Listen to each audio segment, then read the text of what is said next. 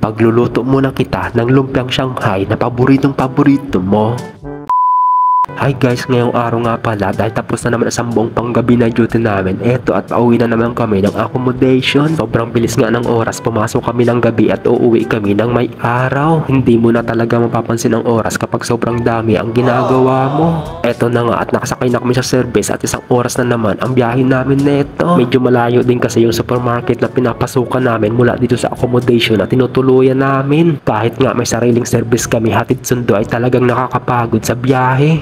Pagkalipas ng isang oras ay nakarating na din ako ng accommodation, tapos maghahagdan na naman tayo ng 4 na palapag at sa wakas nakarating na ako ng bahay at kinuha ko na agad yung susi para buksan yung pintuan. A few moments later. Nagbihis nga lang pala ako ng uniform at dumiretso agad ako dito sa kusina para mag-asikaso ng sasaingin ko bago ako magluluto. Dahil for today's video ipagluluto ko muna kayo ng paboritong-paborito nyong lumpiang Shanghai. Pumasok nga pala ako ng kwarto para kunin dito sa loob ng rep yung mga requirements na gagamitin ko. Baligyan ko na nga pala inilagay yung giniling para hindi naman siya masyadong frozen. Medyo matagal na nga rin pala ito sa loob ng rep, siguro mag-iisang buwan na rin ang nakakalipas. Hindi ko kasi magawa-gawa dahil medyo matrabaho itong lumpiang Shanghai. Bali bit-bit ko na nga pala yung mga lulutuin ko para pumunta naman dito sa kusina. Dahil dito tayo magluluto kasi kung sa kwarto ay baka magulat yung kasama natin. Imbis masarap ang pagtulog, baka sa sobrang bango ng niluluto natin ay magising agad. Kaya mas mainam dito talaga sa kusina kasi ito naman talaga ang lutuan. Bali nagbalat na nga pala ako ng carrots at 3 pirasong carrots yung gagamitin ko para sa lumpia.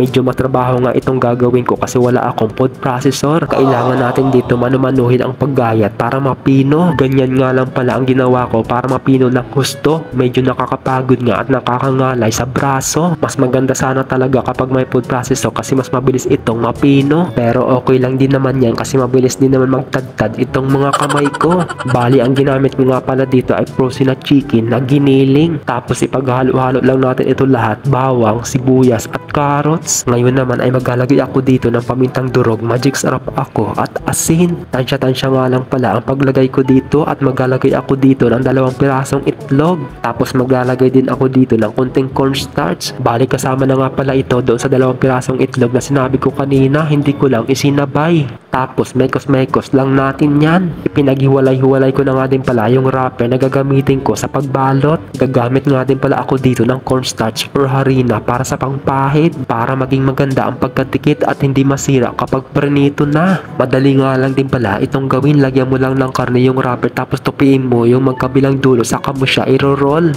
Tuloy-tuloy nga lang sa pagbalot nito at huwag kayo mapapagod. Medyo marami-rami nga din pala yung nagawa ko kaya tara magsimula na tayo para magluto. Binuhay ko na nga din pala yung automatic kong lutuan at isasalang ko na din yung pangmalakasan kong kawali. Medyo pinainit ko muna yung kawali saka ako naglagay ng mantika. Ayan, kapag mainit na yung mantika ay pwede na tayo magsalang ng lumpia. Tapos alalay lang natin ito sa pagbaliktad para hindi siya masyadong masunog. Pagkalipas nga ng 10 minuto ay golden brown na kaya pwede na natin yan hanguin.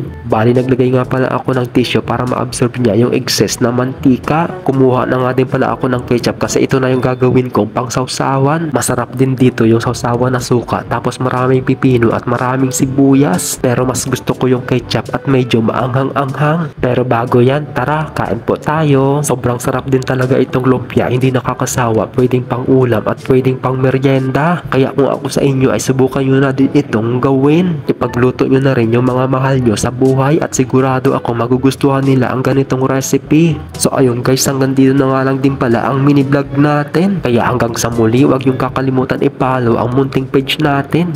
Paki-like, share, comment kung hanggang saan umabot ang video na to at kung taga saan ka, para alam ko kung saang lupalop nakakarating ang video natin. So ayun guys, hanggang sa muli. Thank you for watching. God bless po sa inyong lahat at mag-iingat palagi. Kita-kits sa susunod na vlog. Thank you for watching again. Love you. Mwah mwah. Chup chup. Bye bye.